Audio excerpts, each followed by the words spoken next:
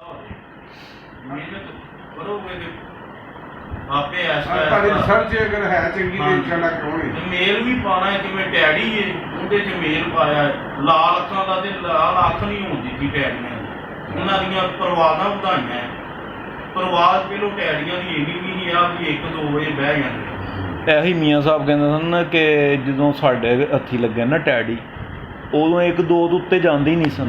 ਫਿਰ ਇਹਨਾਂ ਨੇ ਲਾਲ ਅੱਖਾਂ ਦਾ ਮੇਲ ਪਾਇਆ, ਮਿਸਤਰੀਆਂ ਨੂੰ ਨਹੀਂ ਪਤਾ। ਉਹਨੇ ਵੀ ਵੇਖਿਆ ਰੰਗ ਵੀ ਉਹ ਹੋਏ, ਅੱਖ ਵੀ ਉਹ ਹੋਏ, ਤੇ ਸ਼ਾਮਾਂ ਨੂੰ ਵੇਖਦੇ ਆ।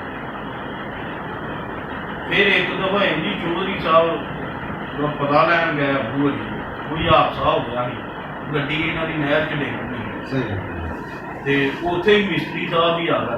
ਚੌਧਰੀ ਸਤੀ ਨੇ ਉਹਨੂੰ ਕਿਹਾ ਕਿ ਮੀਆਂ ਸਾਹਿਬ ਜਾ, ਮਿਸਤਰੀ ਸਾਹਿਬ ਤੁਹਾਡੇ ਟੈਡੀ ਮੀਆਂ ਸਾਹਿਬ ਵਾਲੇ ਨਹੀਂ, ਜਾਂ ਉਹਨਾਂ ਵਾਲੇ ਤੁਹਾਡਿਆਂ ਤੋਂ ਨਹੀਂ, ਉਹਨਾਂ ਵਾਲੇ ਸ਼ਾਮ ਤੱਕ ਬਹਿੰਦੇ ਆ, ਤੁਹਾਡੇ 1-2 ਤੋਂ ਨਹੀਂ ਉੱਤੇ ਜਾਂਦੇ। ਜੋ ਵਿੱਚ ਇਹਨਾਂ 'ਚ ਲਾਲ ਅੱਖਾਂ ਦਾ ਕਰਾਸ ਹੈ, ਆਪਣੇ ਜ਼ਿਆਦਾ ਟੈਡੀਆਂ ਦੀ ਅੱਖ 'ਚ ਥੋੜਾ ਜਿਹਾ ਹਲਕਾ ਜਿਹਾ ਡੋਰਾ ਵੀ ਬਣਦਾ ਹੈ।